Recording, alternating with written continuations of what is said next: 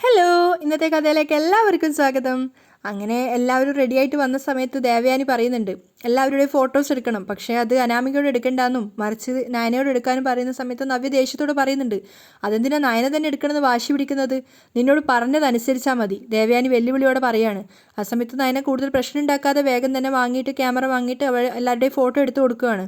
ആ സമയത്ത് നയന ചിന്തിക്കുന്നുണ്ട്, എൻ്റെ അമ്മായിയമ്മയുടെ അരികിൽ ഇതേപോലെ നിൽക്കാൻ എനിക്ക് എന്നാണാവോ ഭാഗ്യവും യോഗ്യതയും ഉണ്ടാവുക.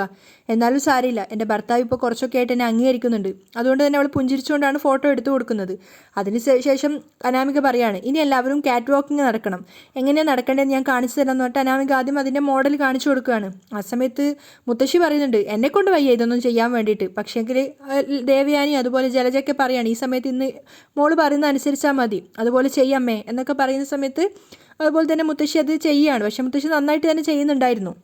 അതുകൊണ്ട് തന്നെ നയനയും കനകയും ഒക്കെ തന്നെ കൈയടിച്ചിട്ട് പ്രോത്സാഹിപ്പിക്കുകയാണ്. അതിനുശേഷം ദേവയാനിയും പിന്നീട് ജലജയും അത് കഴിഞ്ഞിട്ട് ജാനകിയും പിന്നെ കനകയും നയനയും നവ്യയും ഒക്കെ നടക്കുന്നുണ്ടായിരുന്നു. എല്ലാവരുടെയും നന്നായിട്ടുണ്ടെങ്കിലും നയനയാണ് കുറച്ചുകൂടി ബെറ്ററായിട്ട് നടത്തിയിട്ടുണ്ടായിരുന്നത്. അതിനുശേഷം എല്ലാവരുടെയും നടത്തം കഴിഞ്ഞപ്പോൾ ഏറ്റവും നന്നായത് ആരാണെന്ന് ചോദിക്കുന്ന സമയത്ത് അനാമിക പറയുന്നുണ്ട്, അത് വല്യമ്മ തന്നെയാണ്. കാരണം ദേവയാനിയെ സോപ്പിട്ട് നിർത്തണം എന്നുള്ളത് അവൾക്കും മനസ്സിലായിട്ടുണ്ടായിരുന്നു. അപ്പോൾ ദേവയാനി അവളെ ചേർത്ത് പിടിച്ചിട്ട് ഉമ്മ കൊടുക്കുകയാണ്.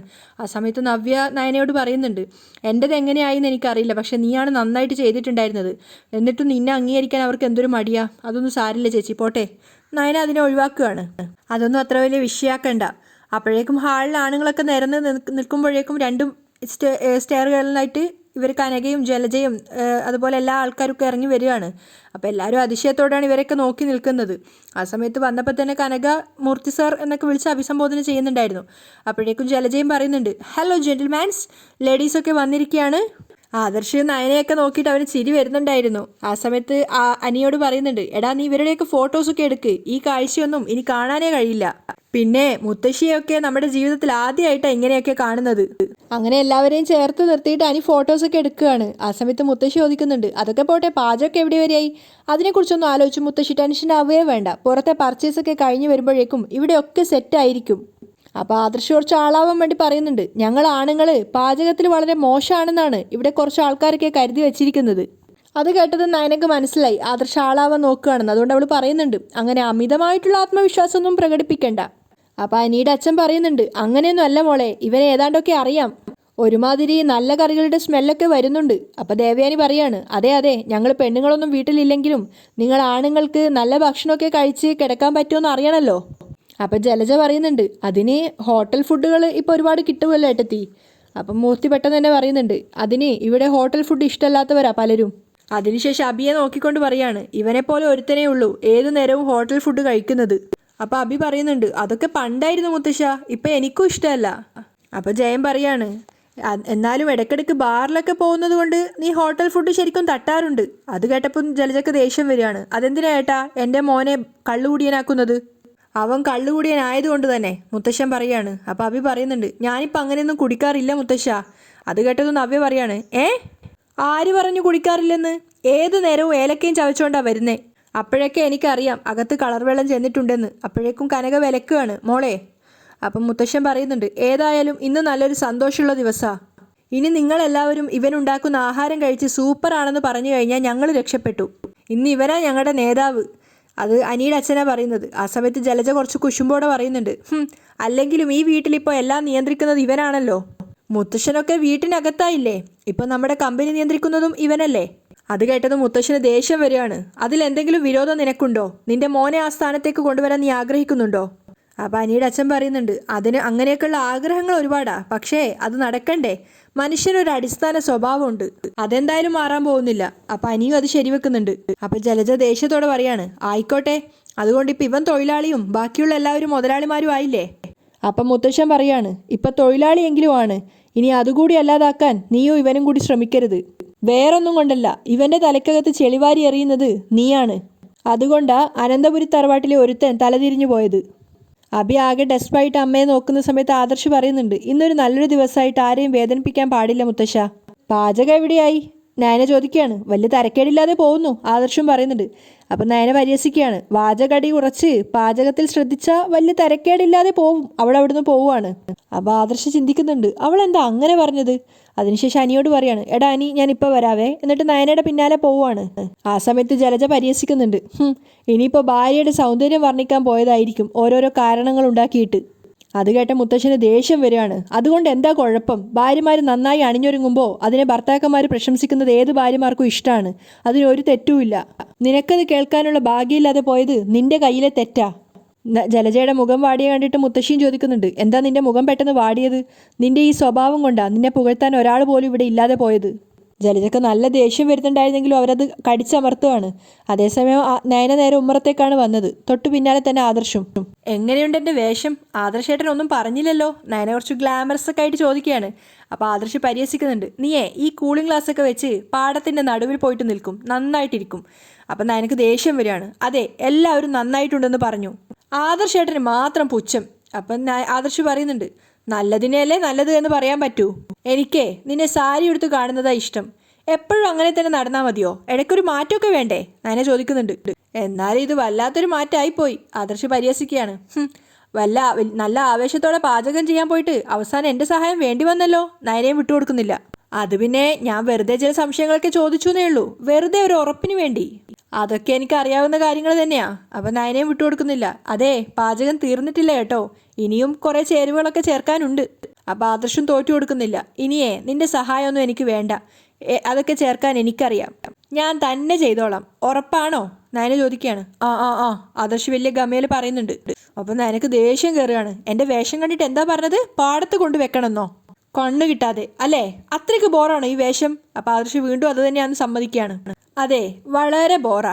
അപ്പം നയന പറയുന്നുണ്ട്, അതെ, കണ്ണുപൊട്ടന്മാരെ അങ്ങനെ പറയുള്ളൂ, കാഴ്ചശക്തിയുള്ളവരും അങ്ങനെ തന്നെ പറയുള്ളൂ. ഇതേ വളരെ ബോറാ. എങ്കിലേ ഇനി ഒരു സംശയവും ചോദിക്കാൻ എന്നെ വിളിക്കണ്ട. ഞാൻ എന്തായാലും വിളിക്കാൻ പോകുന്നില്ല. ആദർശ് ആളാവുകയാണ്, എനിക്കതിൻ്റെ ആവശ്യമൊന്നുമില്ല. നിനക്ക് ദേഷ്യം വരുന്നുണ്ടായിരുന്നു. അപ്പോൾ ആദർശ് പറയുന്നുണ്ട്, പിന്നെ ഞങ്ങൾ ആണുങ്ങൾക്കും പാചകം അറിയാമെന്ന് നീ ഉൾപ്പെടെ പലരും തിരിച്ചറിയാൻ പോകുന്ന ദിവസമായി ഇന്ന്. അതെ, പാചകം പകുതി പോലും ആയിട്ടില്ല. ആ സമയത്ത് ഈ വെല്ലുവിളി നയന ഓർമ്മിപ്പിക്കുന്നുണ്ട്. ഓ ശരി, എങ്കിൽ പിന്നെ നമുക്ക് കാണാം. നയന ദേഷ്യത്തോടെ പോവാണ്. ഓക്കെ, കാണാം. നയന പോയി കഴിഞ്ഞ് കുറച്ച് കഴിഞ്ഞപ്പോൾ ആദർശിന് തോന്നുന്നുണ്ട്, അവളെ വെല്ലുവിളിക്കണ്ടായിരുന്നു. ഇനിയിപ്പോൾ സംഗതി കൊള്ളാവോ? ഞാനാണെങ്കിൽ എല്ലാം ഏൽക്കുകയും ചെയ്തു. അതേസമയം കനക എല്ലാവരോടായിട്ട് പറയുന്നുണ്ട്, ഞാൻ ഈ ഷോപ്പിങ്ങിനില്ല, എന്നെ പോകുന്ന വഴിക്ക് നന്ദാവനത്തിൽ ഇറക്കിയാൽ മതി. അതെന്താ അങ്ങനെ? ഇന്നത്തെ ദിവസം എല്ലാവരും ഇവിടെ ഷോപ്പിങ്ങിനൊക്കെ പോകണമെന്ന് പറഞ്ഞതല്ലേ? മുത്തശ്ശി ചോദിക്കുന്നുണ്ട്. അതല്ല, ഞാൻ വീട്ടിൽ പോയിട്ട് കുറച്ച് ദിവസമായല്ലോ. അപ്പോൾ ജലജ ഇടയിൽ കയറി പറയുന്നുണ്ട്, അങ്ങനെയാണെങ്കിൽ അവൾ പൊയ്ക്കോട്ടെ അമ്മ, എന്തിനാ വെറുതെ ഡിസ്റ്റർബ് ചെയ്യുന്നത്? പിന്നെ ഈ വേഷം കണ്ടിട്ട് ഗോവിന്ദേട്ടനും നന്ദൂട്ടനൊക്കെ ഒന്ന് ഞെട്ടട്ടെ. കനക സന്തോഷത്തോടെ പറയാണ്. ആ സമയത്ത് നവ്യക്ക് സന്തോഷം കൊണ്ട് പുഞ്ചിരി വരുന്നുണ്ടായിരുന്നു.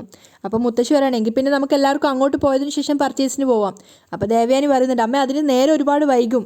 അങ്ങനെ അവസാനം കനകയെ മാത്രം അവിടെ ഇറക്കാമെന്നും ബാക്കിയുള്ളവർ പർച്ചേസിന് പോകാമെന്ന് തീരുമാനമാവുകയാണ്. അപ്പോഴേക്കും നയനയും ആദർശം അങ്ങോട്ട് വരുന്നുണ്ട്. ആ സമയത്ത് കനക പറയുകയാണ്, ആദർശ് മോനെ പാചകം അധികം നന്നാക്കണ്ട, പിന്നെ ഇടയ്ക്കിടയ്ക്ക് മോൻ അടുക്കളയിൽ കയറേണ്ടി വരും. അപ്പം നയന പരിഹസിക്കുകയാണ്, അതിനുള്ള ധൈര്യമൊന്നും എന്തായാലും ആദർശേട്ടനില്ല. ആര് പറഞ്ഞില്ലെന്ന്? ഇന്നത്തോടെ ഇവിടെ ഒരു പൊളിച്ചെഴുത്താ നടക്കാൻ പോകുന്നത്. അപ്പം നയന പരിഹസിക്കുന്നുണ്ട്. അവസാനേ പൊളിയാതിരുന്നാൽ മതി. അപ്പം ദേവയാനി ചോദിക്കുന്നുണ്ട്, അതെന്താ നീ അങ്ങനെ പറഞ്ഞേ? നിനക്ക് മാത്രമേ പാചകം അറിയത്തുള്ളോ? അപ്പം ആദർശ് പറയാണ്, അമ്മ അതുകൊണ്ടാണ് പറഞ്ഞത് ഇന്ന് പലരുടെയും സങ്കല്പങ്ങളൊക്കെ തെറ്റുമെന്ന്. അപ്പം ദേവയാനി പറയുന്നുണ്ട്, എന്തായാലും നിങ്ങൾ ആണുങ്ങൾക്ക് മോശം പേരുണ്ടാക്കരുത്, പ്രത്യേകിച്ച് മുത്തശ്ശന്. അപ്പം നയന പറയാണ്, ആത്മവിശ്വാസത്തോടെയല്ലേ എല്ലാം ഏറ്റെടുത്തിരിക്കുന്നത്, അതുകൊണ്ട് ഭയക്കണ്ട അമ്മേ. അങ്ങനെ അവരെല്ലാവരും കൂടെ പർച്ചേസിന് പോവാൻ റെഡിയാവുകയാണ്. അവരൊക്കെ പോയപ്പോൾ ആദർശ് ചിന്തിക്കുന്നുണ്ട്, ഈശ്വര സംഗതി പണി പാളുവോ, വെറുതെ അവളുമായിട്ട് വെല്ലുവിളിക്കണ്ടായിരുന്നു. അതേസമയം നന്ദാവനത്തിൻ്റെ വാതിൽ മുട്ടുന്ന ശബ്ദം കേട്ടിട്ടാണ് ഗോവിന്ദൻ വാതിൽ തുറക്കുന്നത്. വാതിൽ തുറന്നത് മോഡേൺ ആയിട്ടുള്ള ഒരു സ്ത്രീയെ കണ്ടിട്ട് ഗോവിന്ദൻ തന്നെ പകച്ചു നിൽക്കുകയാണ്. ഗോവിന്ദൻ്റെ ആ പകപ്പിനൊപ്പം തന്നെ നല്ല ഇംഗ്ലീഷിലൊക്കെയാണ് കനക വർത്താനം പറയുന്നത്. കനക പറയുന്നുണ്ട്, ഹലോ മിസ്റ്റർ ഗോവിന്ദൻ, ആരാ എന്നൊക്കെ ചോദിക്കുന്ന സമയത്ത് എന്നെ മനസ്സിലായില്ല. ഓ വെർ ഇസ് നന്ദുട്ടൻ എന്നൊക്കെ ചോദിക്കുന്ന സമയത്ത് നിങ്ങൾ ആരാ, എനിക്ക് മനസ്സിലായില്ല. ഗോവിന്ദൻ വീണ്ടും പറയാണ്, എന്താ ഗോവിന്ദേട്ടാ, ഞാൻ കനകയാണ്. ആ സമയത്ത് മുകളിൽ നിന്ന് സ്റ്റെപ്പ് ഇറങ്ങിയിട്ട് നന്ദു അങ്ങോട്ടേക്ക് വരുന്നുണ്ടായിരുന്നു. അപ്പോൾ ഗോവിന്ദൻ സന്തോഷത്തോടെ ചോദിക്കുകയാണ്, നീയായിരുന്നോ? നീ എന്താ ഈ വേഷത്തിൽ? ഈ ലോകത്ത് സ്വന്തം ഭാര്യ മനസ്സിലാക്കാത്ത ആദ്യത്തെ ഭർത്താവ് ഗോവിന്ദേട്ടൻ, കനക പറയുന്നുണ്ട്. അപ്പോഴേക്കും നന്ദു അങ്ങോട്ടേക്ക് വരികയാണ്. നോക്കിക്കാൻ മോളെ നിന്റെ അമ്മയുടെ ഈ വേഷം. അപ്പം നന്ദും ചിരിച്ചുകൊണ്ട് ചോദിക്കുകയാണ്, എന്താ അമ്മ ഈ കോലത്തിൽ? അതെന്താ ഈ വേഷത്തിൽ എന്നെ കണ്ടപ്പോൾ നിനക്ക് കോലം പോലെ തോന്നിയോ? നന്ദു ചിരിച്ചുകൊണ്ട് പറയാണ്, ഐ ആം ലുക്കിംഗ് സ്മാർട്ട്. കനക വിട്ടുകൊടുക്കുന്നില്ല. അല്ലേ ഗോവിന്ദേട്ടാ? അപ്പം അയാളും പറയുന്നുണ്ട്, നീ ആളാകെ മാറിപ്പോയല്ലോ കനകെ. ഇക്കണക്കിന് മരുമക്കളുടെ വീട്ടിൽ കുറച്ചു കാലം നിന്നാ നീ മറ്റൊരാളാവുമല്ലോ.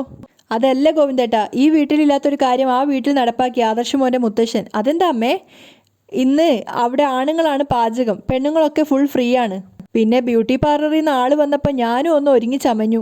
പിന്നെ ഇങ്ങനെ ഒരു വേഷം ധരിക്കുമ്പോൾ നിങ്ങളെ എന്തായാലും കാണിക്കണ്ടേ, അതുകൊണ്ട് അവരൊക്കെ പർച്ചേസിന് പോയപ്പോൾ ഞാൻ ഇങ്ങോട്ടേക്ക് വന്നു. എന്തായാലും നീ ഇപ്പോൾ കല്യാണം കഴിഞ്ഞ 2 പെൺമക്കളുടെ അമ്മയാണെന്ന് പറയില്ല. അപ്പോൾ കനക പൊട്ടിച്ചിരിച്ചിട്ട് പറയുന്നുണ്ട്, അത്രയും മതി, എനിക്കത് കേട്ടാൽ മതി. എന്തായാലും ഇനി ഞാൻ കുറച്ച് ദിവസമൊക്കെ കഴിഞ്ഞിട്ടേ ഇവിടുന്ന് പോകുന്നുള്ളൂ, കനക പറയാണ്. അപ്പം ഗോവിന്ദൻ പറയുന്നുണ്ട്, കല്യാണമല്ലേ, അപ്പോൾ ഈ ഒരു സമയത്തൊക്കെ അല്ലേ നീ അവിടെ നിൽക്കേണ്ടത്. ഓ, ഞാൻ അവിടെ നിൽക്കേണ്ട കാര്യമൊന്നുമില്ലെന്നേ, അവിടെ ഒരുപാട് ജോലിക്കാരൊക്കെ ഉണ്ട്. അപ്പം നന്ദു പറയുന്നുണ്ട്, അതിന് അമ്മ നിൽക്കുന്നത് നവ്യേച്ചിയുടെ കാര്യം നോക്കാനല്ലേ. അത് മോള് പറഞ്ഞത് ശരിയാ, നവ്യ നീ ഇല്ലെങ്കിൽ ഭക്ഷണത്തിൻ്റെ കാര്യങ്ങളൊക്കെ ക്രമം തെറ്റും. അപ്പം കനക പറയുന്നുണ്ട്, നവ്യ മോളുടെ മാറ്റം ഇപ്പം ആകെയുള്ളൊരു സമാധാനം. നവ്യമോളിപ്പോൾ ഒരുപാട് മാറി, ഭർത്താവിനെയും അയാളുടെ അമ്മയൊക്കെ അവളിപ്പോൾ നന്നായിട്ട് തിരിച്ചറിഞ്ഞു. അതിലുപരി നയനമോളെ എല്ലാ കാര്യത്തിലും അവളിപ്പോൾ സപ്പോർട്ട് ചെയ്യുന്നുണ്ട്. അപ്പോൾ ഗോവിന്ദനും പറയുന്നുണ്ട്, നയനമോള് പറയുന്നതൊക്കെ കേട്ട് ജീവിച്ചാൽ അവൾക്ക് നല്ലൊരു ജീവിതം ഉണ്ടാവും. എന്തായാലും മോൾ ആരെയും കുഴിയിൽ ചാടിക്കില്ല, അതെനിക്ക് ഉറപ്പുണ്ട്.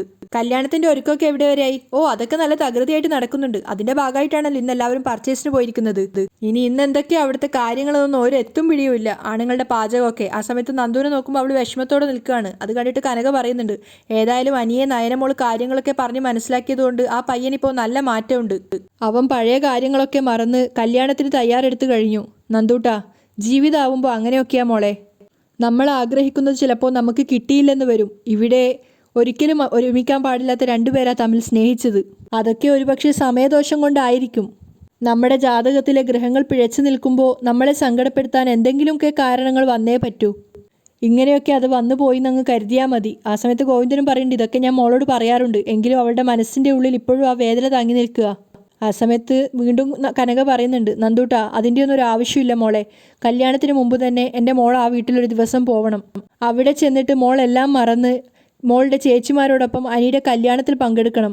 അപ്പോൾ അനിക്കും മനസ്സിലാവും മോൾ അവനോട് പറഞ്ഞതൊക്കെ ശരിയാണെന്ന്. ഗോവിന്ദനും പറയുന്നുണ്ട്, ഇനി ജീവിതകാലം മുഴുവൻ അങ്ങനെ സുഹൃത്തുക്കളായി കഴിഞ്ഞാൽ മതി. കഴിയുന്നതും അനിയുടെ കല്യാണശേഷം അനിയെയും അനാമികയൊന്നും കാണാത്തതാ നല്ലത്. ആ പെൺകൊച്ചിന് അത്രയ്ക്ക് സംശയമാണല്ലോ. അപ്പോൾ കനക പറഞ്ഞു കൊടുക്കുന്നുണ്ട്, അല്ലെങ്കിലും പെൺകുട്ടികളുടെ മനസ്സിലൊരു കരട് കയറിയാൽ അത് പോവാൻ പ്രയാസാ മോളെ. അങ്ങനെയുള്ളപ്പോൾ മോള് പരമാവധി അവരുടെ കൺവെട്ടത്തു നിന്നും അകന്നു നിൽക്കുന്നതാ നല്ലത്. അതൊക്കെ കേൾക്കുന്നുണ്ടായിരുന്നെങ്കിലും നന്ദുവിൻ്റെ മനസ്സിൽ നിന്ന് അനിയോടുള്ള സ്നേഹം പോകുന്നുണ്ടായിരുന്നില്ല. അതേസമയം ആകെ മൊത്തം പെട്ട അവസ്ഥയിലാണ് ആദർശ്. ഓരോരോ മസാലകൾ ചേർക്കേണ്ട സമയത്തിപ്പോൾ ആദർശിന് കൺഫ്യൂഷൻ ആവുകയാണ്. അവിയലിനുള്ള പച്ചക്കറിയൊക്കെ അരിഞ്ഞെന്ന് അനി പറയുന്ന സമയത്തും ആദർശ് ഇങ്ങനെ കൺഫ്യൂഷനായിട്ട് നിൽക്കുമ്പോൾ ജയൻ ചോദിക്കുന്നുണ്ട്, നേരത്തെ കണ്ട ആവേശമൊന്നും ഇപ്പം നിനക്കില്ലല്ലോ, നീ എന്തൊക്കെയാണ് ആലോചിച്ച് നിൽക്കുന്നത്?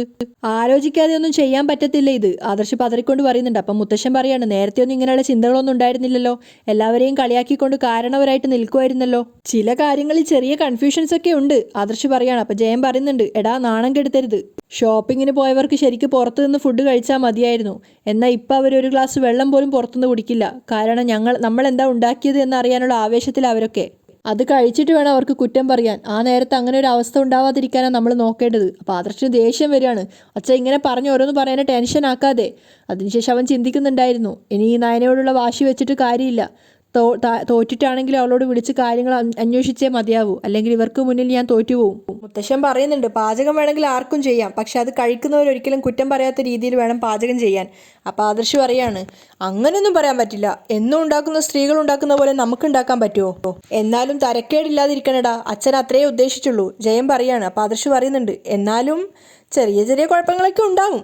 അല്ല, നീ നേരത്തെ പറഞ്ഞത് ടേസ്റ്റുള്ള ഭക്ഷണം ഉണ്ടാക്കി അവരുടെ മുന്നിൽ വെക്കുമെന്നല്ലേ, ഇപ്പം എന്താ നിനക്കൊരു പതർച്ച? മുത്തശ്ശൻ ചോദിക്കുന്നുണ്ട്. അപ്പം അനിയുടെ അച്ഛൻ പറയുന്നുണ്ട്, നീ പറഞ്ഞത് പ്രകാരം നല്ല നല്ല ഭക്ഷണം ഉണ്ടാക്കി കൊടുക്കുന്ന വിചാരിച്ചത്, അവസാനം കഞ്ഞി ചമ്മന്തി ഉണ്ടാക്കി കൊടുക്കേണ്ടി വരുമോ? അങ്ങനെയെങ്കിൽ നമ്മൾ ആണുങ്ങൾ കഞ്ഞികളാണെന്ന് അവരെല്ലാവരും പറയും, അനിയാണ് പറയുന്നത്. അത് പറഞ്ഞിട്ട് കാര്യമില്ലല്ലോ, നമുക്ക് ഒരു ദിവസത്തെ അടുക്കള പണി ചെയ്യാൻ അറിയില്ലെങ്കിൽ നമ്മളെല്ലാം കഞ്ഞികൾ തന്നെയാ, പാഴ്കഞ്ഞികൾ. മുത്തശ്ശൻ്റെ സംസാരം കേട്ടതും എല്ലാവരും ആകെ വിവശരായിട്ട് നിൽക്കുകയാണ്. അപ്പോൾ ആദർശ് ചിന്തിക്കുന്നുണ്ട്, ഒന്നും കയറി ഏൽക്കണ്ടായിരുന്നു, ഇനിയിപ്പോൾ എന്ത് ചെയ്യാനാ? അവളെ പിണക്കാൻ ഏത് ഗ്രഹപ്പിഴ നേരത്താണോ എനിക്ക് തോന്നിയത്. ഇനിയിപ്പോൾ അഭിമാനം കളഞ്ഞ് വിളിക്കുന്നത് തന്നെയാണ് ബുദ്ധി. ആദർശ് അവസാനം ആ തീരുമാനത്തിൽ തന്നെ എത്തുകയാണ്. അവിടെയാണ് ഇന്നത്തെ എപ്പിസോഡ് വൈൻഡപ്പ് ചെയ്യുന്നത്.